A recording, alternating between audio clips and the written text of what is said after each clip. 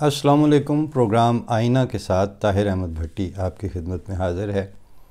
آپ کا گلہ اور مس کرنے کا یا پروگرامز کی فریکوینسی کم ہو جانے کا شکوہ اپنی جگہ پہ بالکل درست،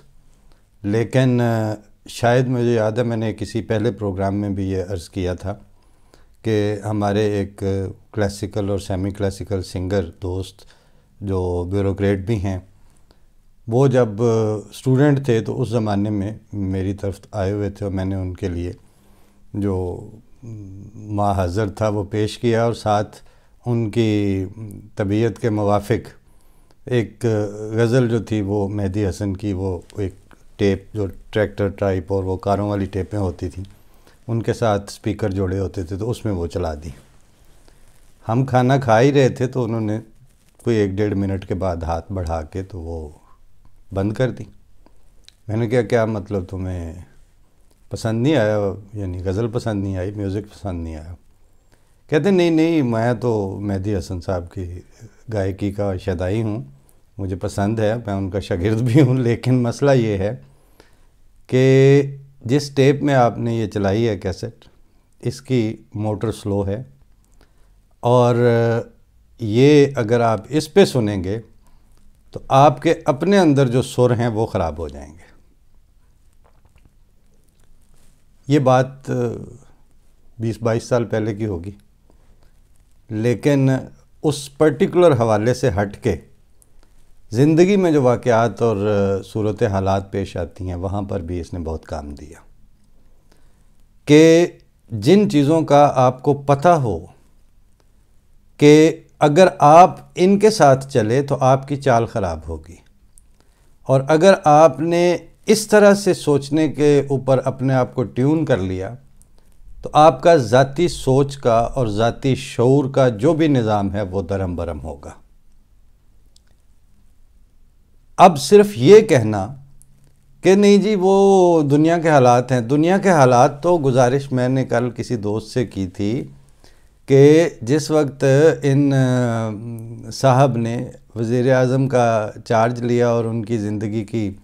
آخری خواہش کہنا چاہیے وہ پوری ہو گئی، تو اس وقت میں نے ایک مضمون لکھا تھا اور اس کا عنوان تھا کہ خان صاحب یا مسٹر پرائم منسٹر، انسان کا سیاسی قامت وکٹری سپیچ کے بعد طے ہوتا ہے۔ چونکہ پتہ ہے کہ اس طرح کے فیصلوں اور اس طرح کی سوچ اور اس طرح کے کچے پکے جو بیانات ہیں جن کے پیچھے کوئی ذاتی قربانی کی روح اور ایک پرسنل کمٹمنٹ کا گریٹر اور براڈر لیول نہیں پایا جاتا ہو، اس کے ساتھ کوئی کتنا چلے گا۔ اور پھر دوسری بات یہ کہ جب آپ کو یہ پتہ ہو کہ آپ فوری کاتا اور لے دوڑی کے مصداق اپنا ٹارگٹ اچیو کرنا چاہتے ہیں، مطلب پنجابی میں کہتے ہیں شریک دی کندھ ٹانی پاویں آپ تھلے آ کے مر جاؤ، یعنی جب یہ اپروچ ہوگی تو اس کے بعد آپ سے یا اس طرح سوچ رکھنے والی لیڈرشپ سے اور اس طرح کے جو دھڑے اور جتھے ہیں ان سے یہ توقع باندھ لینی کہ اس سے کوئی انقلاب اور کوئی تبدیلی آ جائے گی اور جناب اس کے بعد آسمانوں کو چھونے لگے گا آپ کا سوشل اور پولیٹیکل اور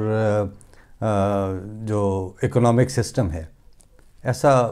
کہیں بھی نہیں ہوا، کبھی بھی نہیں ہوا، اب بھی نہیں ہونا تھا۔ اس کے بعد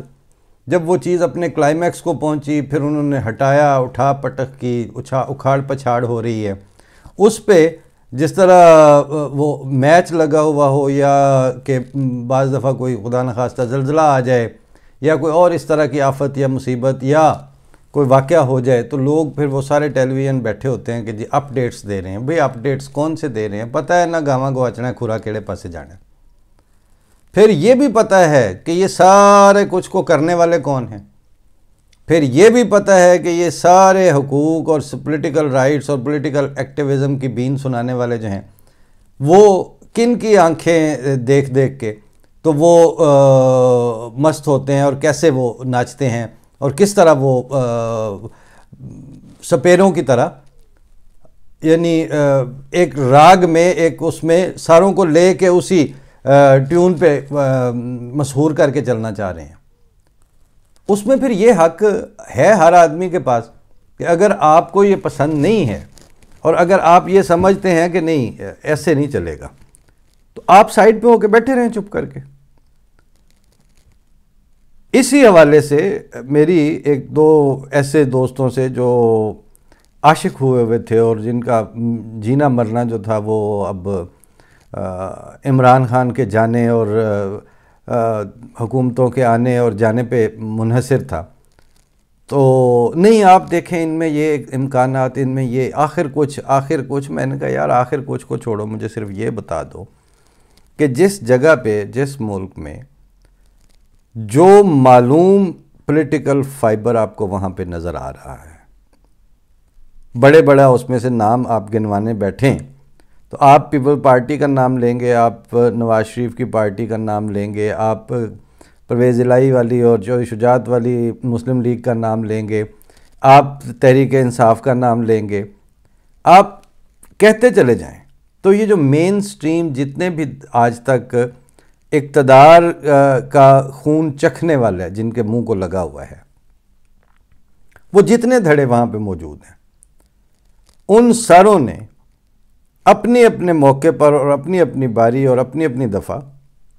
بلا استثناء آپ کا یعنی احمدیوں کے ڈے ٹو ڈے رائٹس، ان کا پولیٹیکل رائٹ، یعنی یہ آپ کو پتہ ہے کہ جب آپ دوسرے ملک میں جا کے آباد ہوتے ہیں یا رہتے ہیں تو وہ سٹیپس ہوتے ہیں. ان میں سے پہلے سٹیپ میں وہ آپ کو رہنے کی اجازت دیتے ہیں، پھر وہ آپ کو مستقل رہنے کی اجازت دیتے ہیں، پھر وہ کہتے ہیں آپ یہاں ہر طرح کاروبار کر سکتے ہیں، پراپرٹی خرید سکتے ہیں، سب کچھ کرتے چلے جائیں، لیکن آخر پہ جا کے وہ آپ کو سب سے آخر پہ آپ کو ووٹ کاسٹ کرنے کا حق ملتا ہے اس ملک میں. یہ آپ کی یعنی شہریت کی آخری وہ فیصلہ کن یعنی ٹوٹیلٹی آف دا نیشنلٹی جو ہے اس میں یہ آتا ہے کہ پھر آپ ووٹ بھی وہاں کاسٹ کرتے ہیں. اور جس جگہ کے آپ ہوتے ہیں، جہاں پہ آپ پیدا ہوئے، جہاں کی آپ کی بنیادی شہریت ہے، جہاں کے لیے آپ کے ڈومیسائل کے لیے کسی باہر کی تصدیق اور کسی دوسرے تیسرے پیپر یا پروسیس کی ضرورت نہیں ہے، آپ بلانگ کرتے ہیں اس جگہ سے، آپ اس دھرتی کے سپوت ہیں، آپ وہیں پیدا ہوئے. اس ملک میں آپ کو تقریباً 50 سال سے زیادہ عرصہ ہونے کو آیا کہ آپ نے ووٹ کاسٹ نہیں کیا. یعنی 74 کے بعد آپ کو ووٹ کاسٹ کرنے کا، اور یہ نہیں کہ مطلب طریقے ہوتے ہیں نا، سب کی لسٹ جو ہے وہ ہوگی مخلوط اور پاکستانی کے طور پر ووٹ کاسٹ کرنے کی. ایک آپ اور احمدی ہیں جن کو کسی دھڑے نے بھی یہ استثناء نہیں ہے کہ فلاں نے یہ کیا تھا پھر دوسرے نے کرنے نہیں دیا، نہیں، ہر ایک نے ان کے اس بنیادی برتھ رائٹ کا انکار کیا ہوا ہے. تو جس ملک کی ساری سیاسی پارٹیوں اور تمام سیاسی دھڑوں اور ہر طرح کی اسٹیبلشمنٹ اور ہر طرح کی جو عدلیہ ہے، انہوں نے آپ کے اس برتھ رائٹ کا سسٹمیٹک اور ایک آرگنائزڈ کرائم کے طور پر انکار کیا ہوا ہو، وہاں مجھے تو یہ ایک گھٹیا اور کمینی سی بات لگتی ہے کہ آپ ان کے ساتھ اب سدی نہ پوچھی تو میں لاڑے دی پھوپھی. آپ کے وہ لگتے کیا ہیں پولیٹیکلی؟ کس حیثیت میں آپ ان کے کبھی ایک کا منہ دیکھنا، کبھی دوسرے کا منہ دیکھنا، کبھی تیسرے کا منہ دیکھنا، اب یہ آ گیا جی، اب یہ آ گیا، آ جائے کیا کریں پھر؟ سب یعنی جب تک وہ اقبال نے تو کسی اور اس میں کہا تھا نا کہ تیری درگاہ میں پہنچے تو سبھی ایک ہوئے، تو یہ احمدیوں کی درگاہ اور احمدیوں کے معاملے پہ پہنچ کے تو سب ایک ہیں.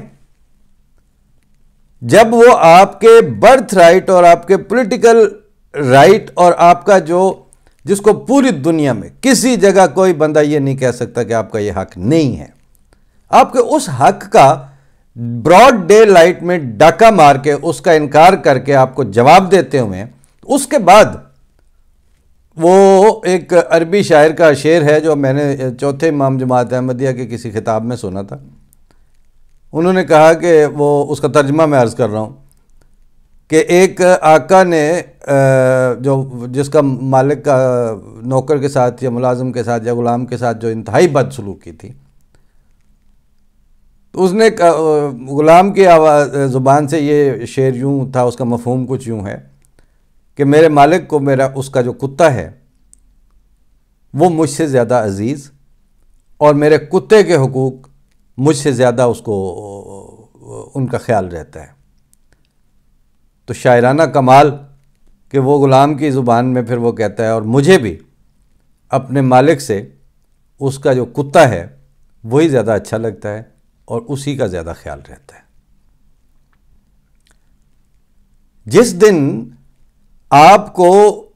شہری تسلیم کیا جائے گا اور آپ کے شہری کے طور پر اور آپ کے اس ووٹنگ کے برتھ رائٹ کے اوپر کمپرومائز نہ کرتے ہوئے وہ کہیں گے کہ نہیں یہ بات تو اس پہ تو کوئی بحث نہیں ہے،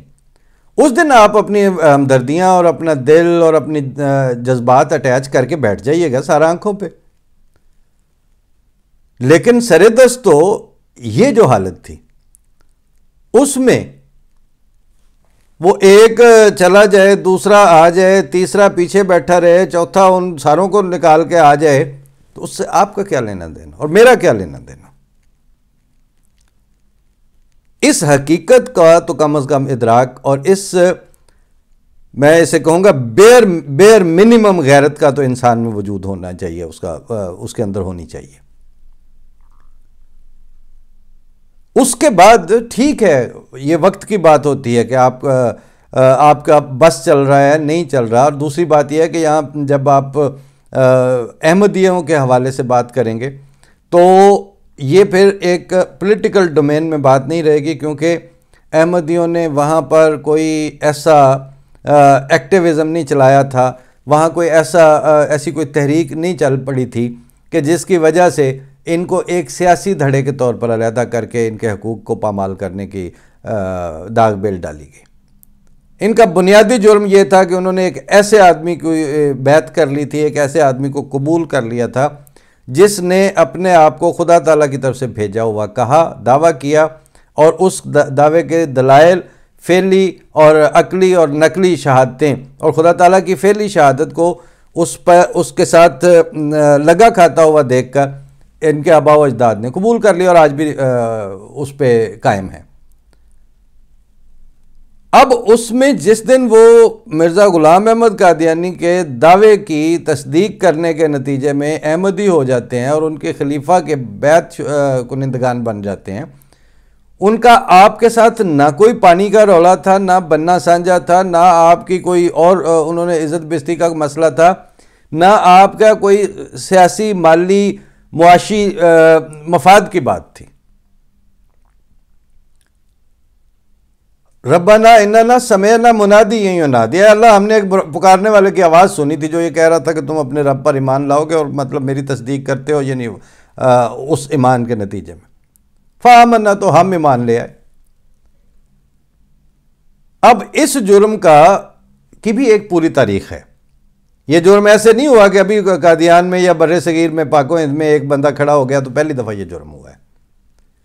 اس جرم کوٹ اینڈ کوٹ انورٹڈ کاماز میں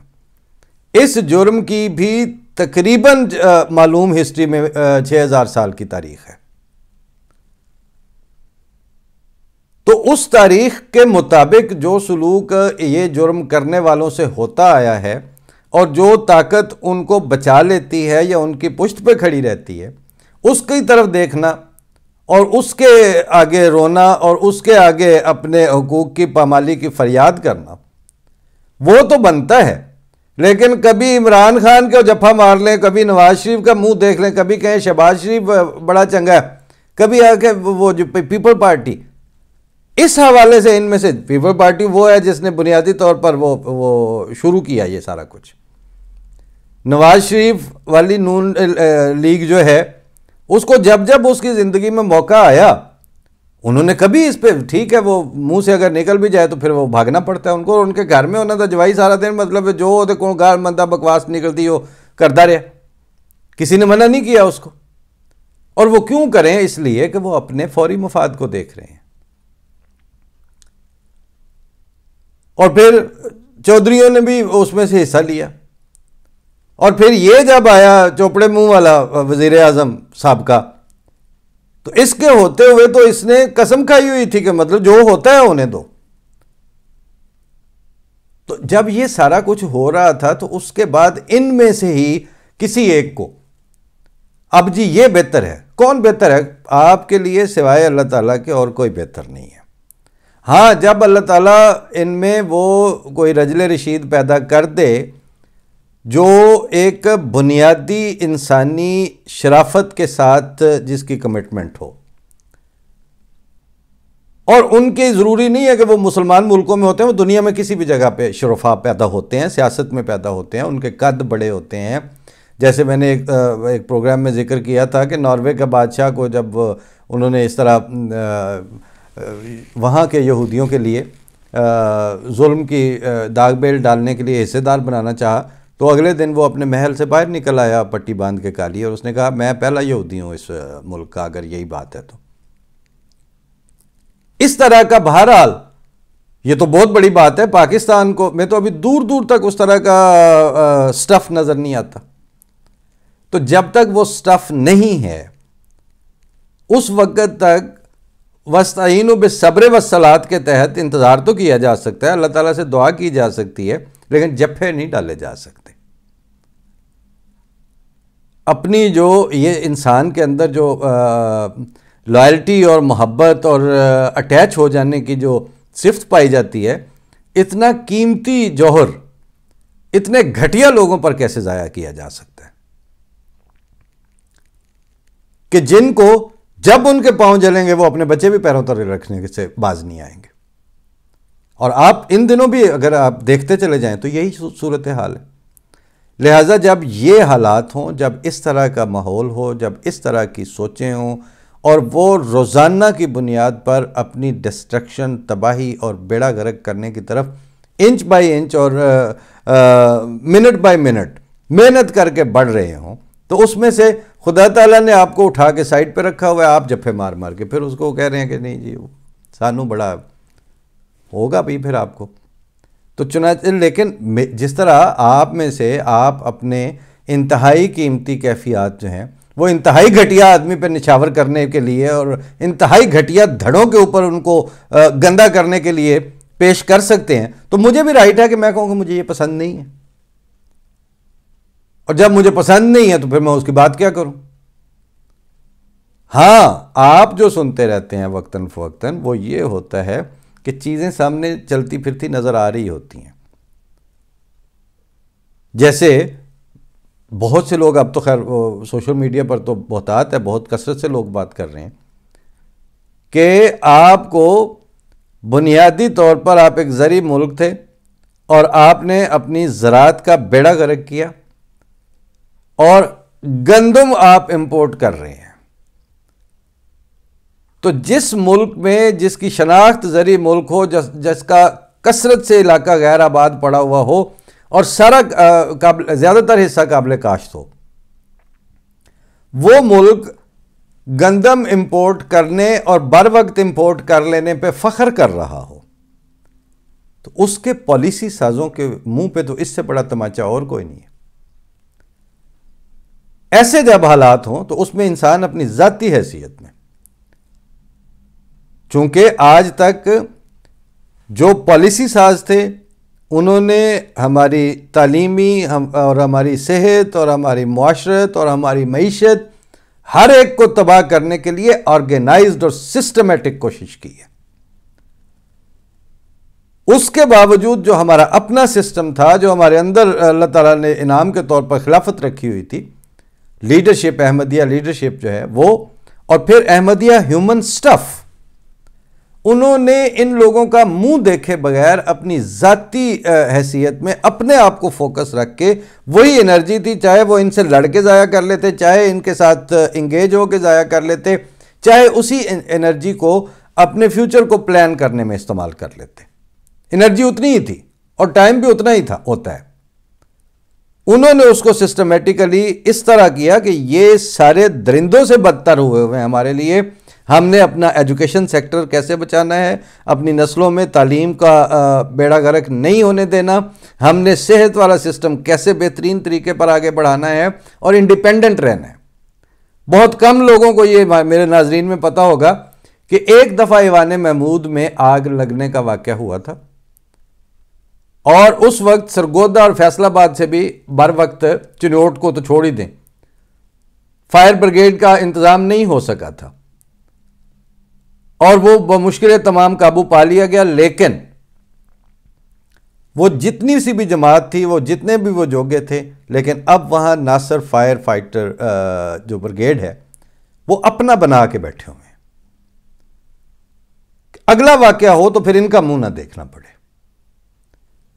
اس سوچ کے ساتھ اور اس اپروچ کے ساتھ ہم نے پچھلے 130-32 سال گزارے ہیں. اب اگر ہم اپنا انفرادی اور اجتماعی سسٹم اس کو ذہن میں مستحضر رکھ سکیں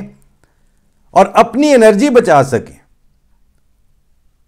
تو یہی بہت ہے کہ اسی کو استعمال کر لیں. باقی تعداد یہاں میٹر نہیں کرتی. وہ جو روز 22 کروڑ کی گردان آپ سنتے ہیں, ان 22 کروڑ جو ہیں ان کے